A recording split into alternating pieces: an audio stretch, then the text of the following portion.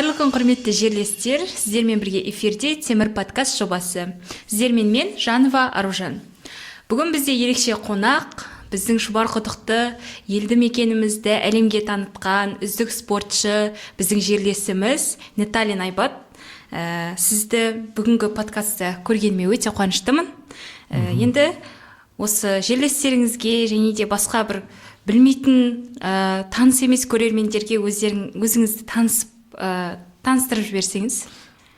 Ассалаумағалейкум, баршаңызға рахмет. Осылай подкастқа шақырып өзімнің туған жеріме келіп отырғаныма өте қуаныштымын. Осы уақытқа шейін енді біраз подкасттарда біраз жерлерде түстік қой, бірақ өзіңнің туған жеріңе келіп осылай сұхбат беріп шамалы әңгіме құрған ерекше сезім екен. Енді қолдан келгенше өзіміздің туған жерімізге қызмет етуге дайынбыз ғой әрқашан. Жалпы енді есімім Айбат, Наталин Айбат, осы Шұбарқұдықта туып өскен туған жерім, кіндік қам тамған жерім демейме. Осы 4-ші орта мектебін оқып, 1-ші класста 11-ші классқа шейін осы мектепте оқып бітіріп кеттім. Сосын Ақтөбеге Жұбанов университет түстік, сөйтіп спорт жолына сол жағынан кеттік қой.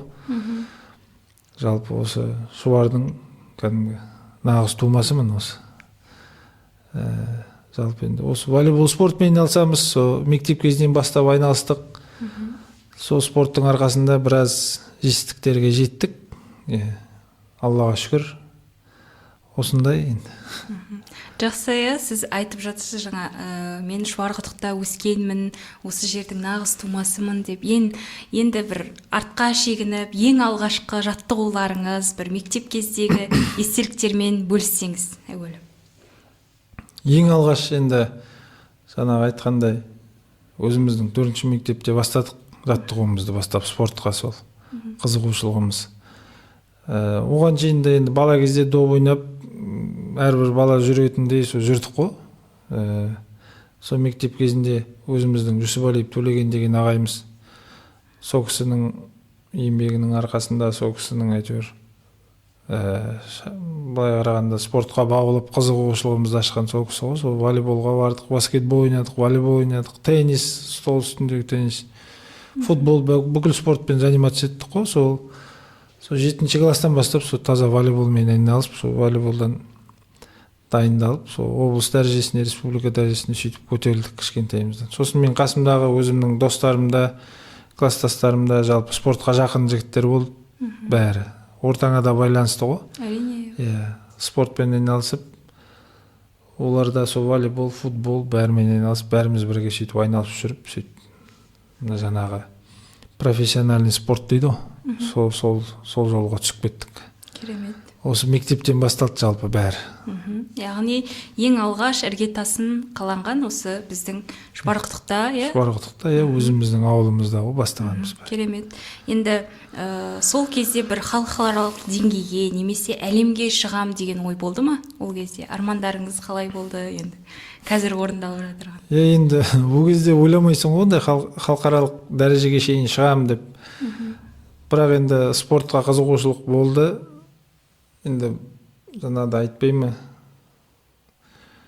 бәрі сол темірді қызған кезінде жүр деп, жаңа аппетит приходит во время еды деп бір нәрсе деп айтады ғой. Сондай көре берген сайын шығып, мысалы ауылдан облысқа шықтым, облыстан республикаға шықтым, сол ана адам көрген сайын өзі қызыға береді ғой, жалпы. Жақсы ойнақысы келе береді. Результат көрсеткісі келеді, нәтиже көрсеткісі келеді деген сияқты.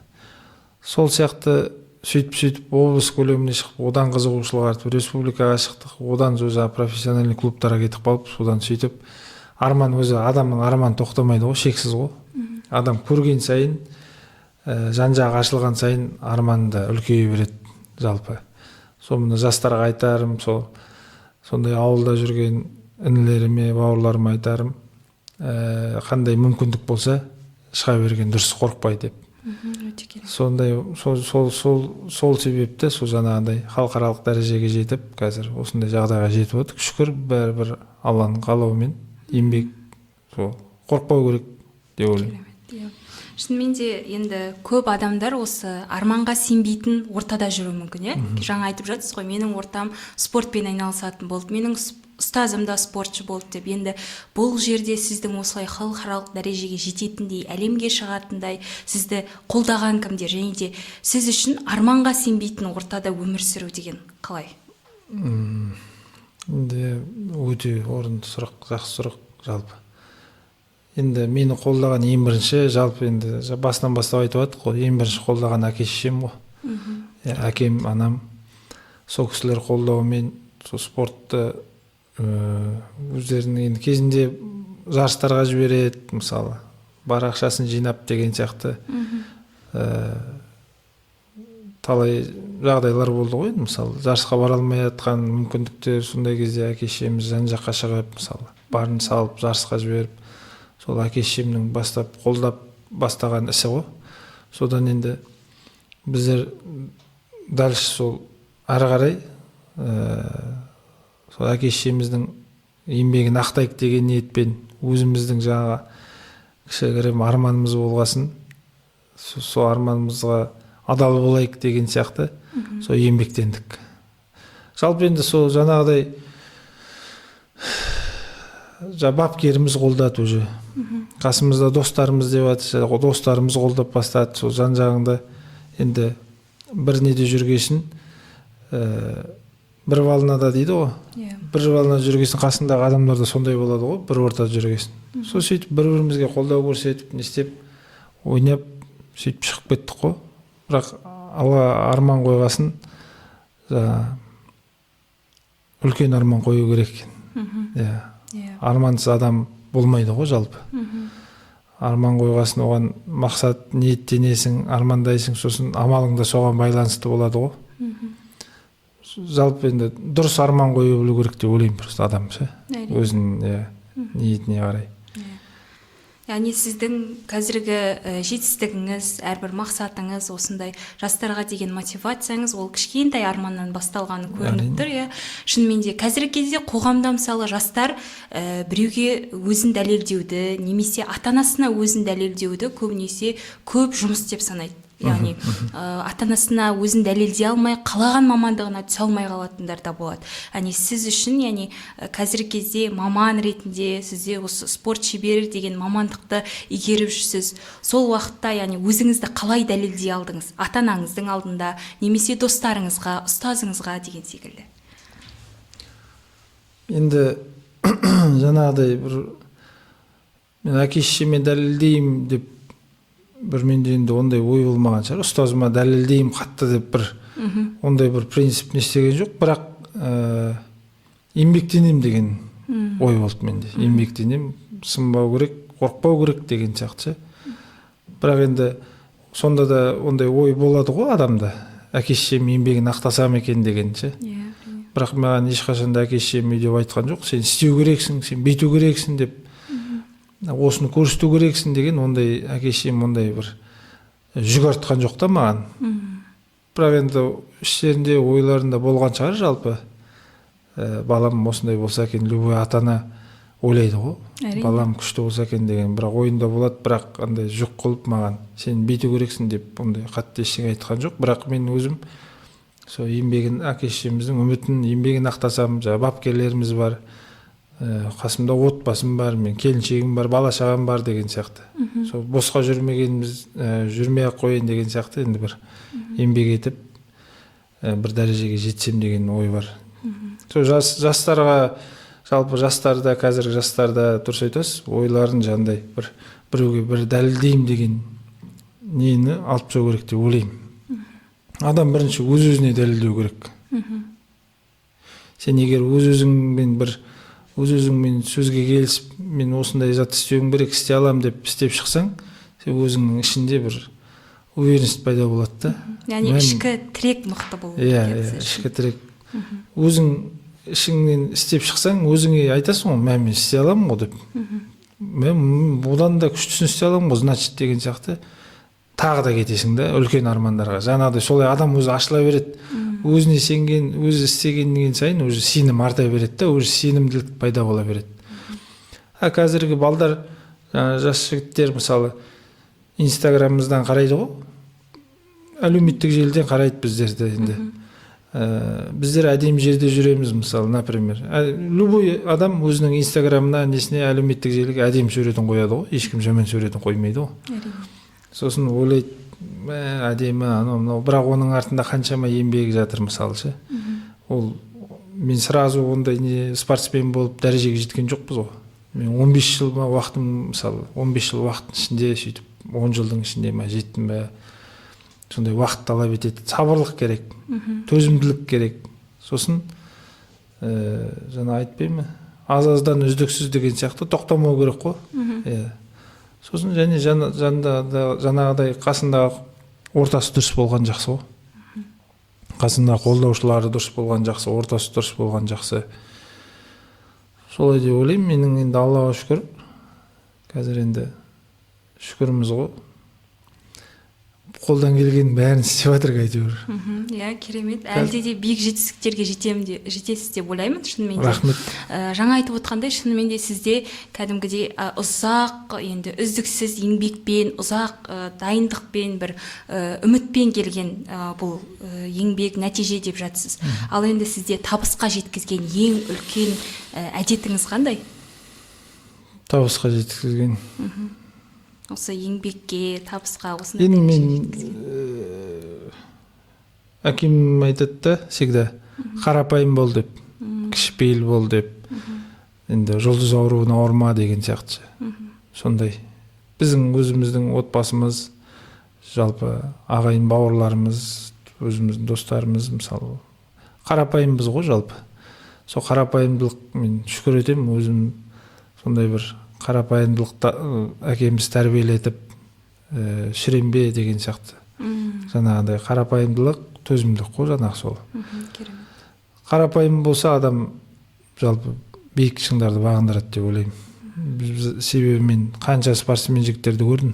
Бір жарыс ұтып, жұлдыз санап өз-өздерін шіреніп, бір жүрістері өзгеріп, тұрыстары өзгеріп, сондай жігіттерді көрдім. Қазір олар уже төмен жақта жүр да. Ол біздің қолымызда емес қой, оның бәрін көріп тұрады. Адам бар, халық бар. Түсірейін десе Алла тағала бар, көріп тұрған жалпы. Сосын халықтың несі бар. Адамды көтеретін халық қой жалпы. Енді спортсмен болсын, әнші болсын, қандай бизнесмен болсын, мысалы. Бәрі халықтың арқасы ғой, негіз қарап тұрсақ. Сондай деп ойлаймын, енді қарапайымдылықтан айырылмау керек адам. Мен өзім сондай ұстанымым бар.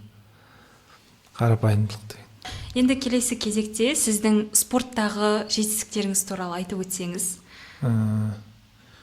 Енді спортта жетістіктер енді Аллаға шүкір енді біраз жиналып қалды ғой. Ең бірінші енді Қазақстанның бірнеше дүркін чемпионымыз, суперкубоктың егеріміз, талай үздік ойыншы атандық.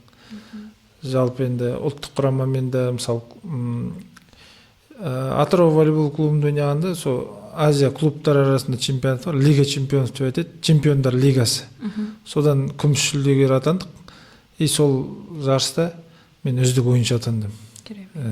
Ең үздік ойыншы деген атақты алдым сол жақта. Енді маған өзіме ол кезде енді түсінбейсің ғой, енді түсініп тұрмын ғой, бірақ андай шоковый состояние дейді ғой. Сондай бір қызық состояниеде тұрдым да. Бірақ ең үлкен сол жетістігім бір есімде алған сондай болды да, ең бастап. Содан ұлттық құрамаға кірдік. Ұлттық құрамадан бірнеше ел, Азияның түгел, Япония, Корея, Таиланд, жаңағы Малайзия, Гонконг бәрін аралап жадық, мысалы. Индияға шейін, мысалы. Бүкіл жарыстарға барамыз, Кубок Азия, Чемпионат Азия. Азия ойындары, азиатские игры дейді, 4 жылда бір келетін Азияның олимпиадасы, соған қатыстық, мысалы. Жалпы көп қой, жеткен жетістіктер, шүкір, біраз жетістіктерге жеттік. Клубтар арасында, сборныйлардың арасында Центральный Азияның чемпионы болдық, ұлттық құрамамен. Сосын жаңа айтып жатсыз, кешіріңіз сөзіңізді бөлсем, сізді, яғни үздік ойыншы деп бағалады деп. Енді басқа шетелге шыққанда мүмкін біздің осы керемет ойыншыны біздің құрамаға алып қалайын деген секілді сондай бір ұсыныстар болған жоқ па? әрине ол енді сол агенттер жүреді ғой, өздерінің скауттар дейді, андай спортсмендерді қарап, сол үздік ойыншы алғаннан кейін Польша еліне, командаға, жаңа Индонезияға 2-3 елге шақырды сол кезде. Ол кезде енді менде жалпы контрактым болды ғой, Атыраумен. Атырау командасында ойнадым ол кезде. Сол Атырау командасында ойнаған контрактым болды да, енді бара алмадым, бірақ сол әлі күнге шейін кейбірде ойлаймын, негізі кету керек еді деп. Бірақ енді сол кезде мүмкіндіктер болмай қалды, енді контрактымыз болып жақсы, сезонда жақсы бірінші орында келаттық, сосын бара алмадық. Жалпы енді спорттың мүмкіншілігі көп қой, өзіңіз көріп отырсыз ғой. Жаңа ел аралап, жастарда қазір мысалы ел аралап жер көргісі келеді ғой. Мысалы спортта соның бір мүмкіндігі. Ел көрсететін, көкірегіңді ашатын, көзіңді ашатын, жан жаққа қарап басқаша ойланатын мүмкіндіктер көп болады. Сол ел көріп қыдырып жүрген кезде басқа елдерде, мысалы Еуропада, жаңағы Азия елдерінде бәрінде жүрдік қой. Мысалы жарыстан кейін қыдырасың, серуендейсің, ел көресің, тарихымен танысқың келеді, қаланы аралайсың деген сияқты. Сол кезде неше түрлі ойлар келеді, кеңейеді, ой өрісің деген сияқты. Солай ғой, жастарға да айтарым сол, бір жағынан спорттың пайдасы өте көп. Жаңағындай ел көруге, жер көруге, еліңді халықаралық ареналарда атын шығаруға мүмкіндік көп. Қазіргі кездің енді жалпы батырлары ғой енді, спортшылар жалпы. Мен енді бәрі де халыққа қызмет етіп жатқан адамның бәрі батыр деп есептеймін жалпы өзім. Бірақ енді спортта мына әнұранымызды шырқататын жаңағы спортшылар ғой, байрақты көтеретін. Сондай мүмкіндіктер бар. Жастар спортпен айналысса, біздің еліміз мықты болады. Керемет. Енді бұл жерде ең бастысы волейбол спорт арқылы сізге көбінесе ер азаматтар, ер жігіттер қызығады. Сол үшін енді қазіргі жастар бізді көріп отырған, біздің осы темірлік жастар болсын, басқа да осы Ақтөбе болсын, бүкіл қазақтың жігіттеріне басты ең керек 3 қасиетті айта өтсеңіз. Басты ең жастарға ма жалпы? Енді бізде өзіміз әлі қартайған ештеңеміз жоқ, бізде жас жігітпіз ғой. Біздің де үйренеріміз көп негізі. Енді осы уақытқа дейін. Жалпы енді осы уақытқа шейін мен түсінгенім, жаңағы сол ғой, енді бүкіл адам ондай бір ақылды дана ұқсап айтпай ақ қояйық, енді қарапайым тілмен айтқанда еңбек жаңағы ең бірінші. Сосын төзімділік, сабырлық, сол бір неде ғой. Сосын адамға бір сыйластық қой. Адамға бір всегда риза болып жүру керек қой. Қазіргі адамдар бір-біріне ренжиді жүреді ғой, байқайсыз ба? Күтпей бір нәрсе болса, сол адамға бір ризашылық, сондай бір алғыстық, бір сыйластық. Сондай мінез болса, қазіргі жастарда мысалы көп нәрсе күтпеу, үлкен зат күтпеу, кішкентайдан бастау, сразу адам деген үлкен зат күтіп армандап кетіп қалса, оның күш жетпей қалуы мүмкін ғой. Сосын өз-өзін тыстай жібереді да. Жалпы енді еңбек, жаңағы төзімділік, сабырлық, сосын арманға деген адалдық, өз-өзіне сену керек. Алладан тілеп, өз-өзіне сеніп, еңбегін жасау керек. Жақсы. Енді сіздің алдағы жоспарларыңыз қандай, осы спорт бойынша айта өтсеңіз? Енді алдағы жоспарларымыз өте көп. Алдағы уақытта енді жүзеге асады деген ойдамыз. Соның алдында жұмыс жасап жатырмық. Мына Ақтөбе облысының волейболын жоғарғы деңгейге жеткізсек, көтерсек, артымыздан бір жас інілеріміз шықса деп. Бірақ жақсы спорттан жас буындар шығып келе жатыр. Жалпы Ақтөбе облысынан және де осы Қазақстанның волейболын бір жақсы деңгейге көтерсек деген ниет бар енді. Барымызша қолдан келгенше істеп жатырмық. Сондай енді спорт саласында ғой, біздер енді спорт саласында жүргесін. Жақсы спортсмендер шықса екен, еліміздің аты әлемге әйгілі болса екен деген ниет сондай. Біздің жетпеген жетістіктерімізге сол арттағы іні бауырларымыз жетсе екен деген ойлы. Соның жолында жұмыс жасауға дайынбыз. Сол енді алдағы уақытта кірісіп істеп жатырмық та ғой жалпы. Қазіргі уақытта сіз шәкірт тәрбиелеп, немесе өзіңізге тағы да? Жалпы енді қазіргі уақытта мен ойыншымын. Ақтөбе волейбол клубының капитанымын, Қазақстан ұлттық құрамасының ойыншысымын. Жалпы енді шәкірт тәрбиелеп, бапкер емеспін енді әзірге. Жалпы бірақ енді командадағы жас інілерімізге қолдан келгенше тәжірибемізбен бөлісуге әрқашанда дайынбыз ғой. Бөлісіп те жүрік. Қазіргі уақытта әлі ойнап жүрмін, ойыншымын, спортшымын. Енді алдағы уақытта енді қойғаннан кейін шәкірт тәрбиелеп, жаңағыдай жас буынға көмектесіп, алдағы уақытта дайынбыз ғой. Керемет. Мүмкін біздің Темір, яғни Шұбарқұдықта да сіздің мектебіңіз ашылып қалар деген секілді. Әрине, ол Ақтөбе облысында немесе деген секілді. Ашамыз бұйыртса. Керемет. Осындай керемет жетістіктеріңіз арқылы сіздің өзіңіздің, яғни қарапайымдылығыңыз арқылы көп жастарға үлгісіз. Себебі жаңа айтып жатсыз ғой, мен де әлі жаспын деген секілді. Бірақ та сіздің жас болсаңыз да, яғни өз ортаңызда бас болып, осындай керемет жетістікке жеткеніңіздің өзі біз үшін мақтаныш. Себебі кеше салған соңғы постыңызда мысалы, енді Ақтөбенің жігіттері дегенде сізді көрсетіп, сізді айтып жатқаны біз үшін де керемет бір мотивация болды. Яғни біз үшін де мақтаныш. Себебі әр қашанда өзіміздің елімізді, жерімізді әлемге танытатын, яғни керемет дәрежеге көтеретін азаматшалар көп болсын деген тілегіміз бар. Енді сізге соңғы сұрақ ретінде, яғни егер дәл қазір сізді мыңдаған ауыл жастары тыңдап отыр, қазіргі кезде, енді солардың өмірін өзгерте алатындай, немесе оларға бір мотивация болатындай, немесе өзіңіздің өміріңізде ұстазыңыз айтқан, ата-анаңыз айтқан ең керемет сөзді айтып өтсеңіз. Ондай енді сөздер жалпы біраз ағаларымыздың қасында отырыстарда отырамыз ғой. Сол енді әрқашан есіңізде тұратын, немесе сізді алдыға жетелеп осы сөз деп. Мен енді өзімнің неме всегда сол ғой, алға тек. Алға тоқтама, білім ал, спорт па, спорт саласында өзің дамыт деген сияқты. Сол дамыту деген, дамый бер деген ой ғой, менде тоқтама. Мен де жастарға айтарым, дамытуды тоқтатпау керек. Керемет. Мен любой, мысалы, әрбір адам, мысалы, ойлап қалуы мүмкін да, 30-дамын, жасым ананша, 40-дамын деген. Ол ондай, отговорка. Адамның өзінің отговоркасы. Яғни сылтау. Сылтау. Адамның өзінің сылтауы. Адам дамайым десе, қай кезде де дами алады. Сол себепті мен өзіміздің жастарымызға, бауырларымызға айтарым, дамуды не істеу керек, тоқтатпау керек, дамуға. Әрқашанда жан жақтан неше түрлі есіктер ашылады. Дамайым деген адамға всегда қазір возможность көп, мүмкіндік. Соған мен айтатыным сол. Мен жалпы өзім көзім жеткенім сол. Мен қаншама мықты адамдармен оттық қой. О кісілер, мысалы, менен үлкен ағаларымыз да біраз жатқа жетсе де, әлі де даму керек деп отырады. Содан мен есіме алған, сондай өзім ойлайтын.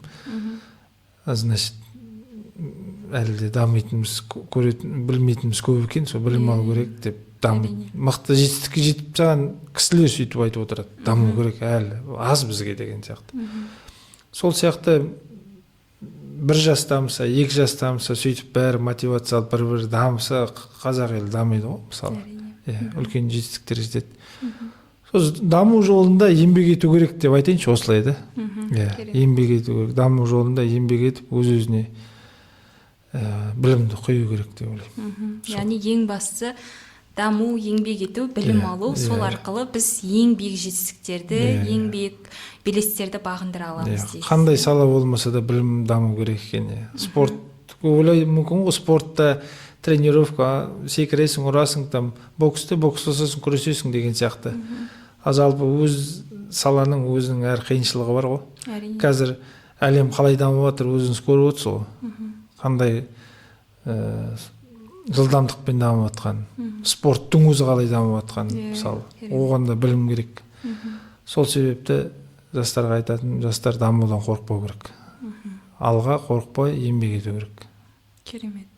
Осылай айтар едім. Шынымен де егер сіздің бала кезіңізде немесе 4-ші сыныпта немесе 7-ші сыныпта сізде іште қорқыныш болып, осы спортты тастай салайын, немесе мен болдым толдым жарайды бір жеңіл мамандықты таңдай салайын, немесе мал баға салайын деген секілді өте оңай. айтып отырсыз негізі. Осы Сондай. сіз айтып отқанда есіме түсіп кетті. Мысалы, спортта жүргенде қаншама жерге жұмысқа шақырды. Мысалы, структураларға, компанияларға жұмысқа келсеш бізге деген сияқты. Мысалы, сол кезде мен жақсы, мысалы, ақша таңдап, айлық таңдап, жалпы сол спорт жұмысқа кетіп қалсам, мен бұндай жетістікке жетпес едім. Өте керемет. Ол сіз айтып отқан есіме түсіп кетті да. Сол, мысалы, өзіміз жоқ ойнаймын деп бір жетістікке жеткім келеді деген сияқты оймен қалдық қой. Қазір осындай жағдайға жетіп отырмық, Аллаға шүкір. Керемет. Шынымен де кейде жастар, яғни жеңіл жолды қалап кетеді. Мысалы, қазіргі уақытта енді ақпарат ағымы, жаңа технологиялар деген секілді, бірақ та бәрібірде әрбір нәрсенің артында еңбек тұрғанын біздер шынымен де білуіміз керек. Сондықтан да біздің жобаның ең негізгі мақсаты да осы, жастарға біз яғни танымал тұлғалар арқылы, біздің жерлестеріміз арқылы мотивация беру, және де сіздер арқылы осы олардың да жұмысы ары қарай дамып жатқанын білсе екен дейміз, яғни дамыса екен дейміз. Мұхтар Шаханов айтқандай, яғни үлкен арман керек екен адамға дейді ғой. Яғни үлкен болып қалу үшін ғаламда үлкен арман керек екен адамға дейді. Яғни бұл бүгінгі біздің подкастте үлкен арманның артынан қуып, өзінің яғни арманына адал болып, еңбек етуді тоқтатпай, дамуды тоқтатпай, қазіргі кезде яғни біздің Шұбарқұдықты әлемдік дәрежеге көтеріп жатырған біздің Айбат ағамыз, яғни бүгінгі сұхбатыңыз үшін көп-көп рахмет. Керемет мотивация алдық, керемет сұхбат болды. Енді алдағы уақытта сіздің үлкен жетістіктеріңізді көре берейік. Мүмкін 5 жылдан кейін немесе 10 жылдан кейін сіздің шәкірттеріңізді де көріп осы жерде тағы да айтып отырармыз. Рахмет. Мына жерде Темір ауданымыздың әкімшілігі бар, спорт бөлімі бар. Баршасына рахмет. Бір ол кісілердің де еңбегі зор. Мұндай талай қаншама спортшыларға қолдау көрсетіп жатыр қазір. Жұмыстары тек табысты болсын. Осындай мынандай керемет жастар орталығын салған. Керемет қой бұл деген. Біздің кезімізде болған жоқ. Мысалы, осындай біздің кезімізде болса, біз вообще басқаша болар ма едік деген ой келеді да. Сол себепті жастар орталығына рахмет, сіздерге рахмет көп-көп. Осылай туған жерімізге шақырып түсіріп жатқаныңызға. Мен бір ойланбастан сразу келем деп. Бір жарты сағат болса да, 1 сағат болса да уақытымызды арнап дамый берсін. Еліміз, ауылымыз көркейе берсін. Ауыл көркейсе, қала көркейеді, қала көркейсе, ел көркейеді ғой, жалпы. Бүкіл нелер ауылдан шығады ғой. Кішкентай жерден ауылдан шығып, ауыл ел бесігі демей ме? Сол сияқты ауданымызға бәріне осы әкімдікке, спорт бөліміне баршасына рахмет айтамыз. Рахмет сізге де. Бүгінгі біздің жобамыз, подкастымыз бір өнегелі, керемет сұхбатқа айналды. Сізге де рахмет.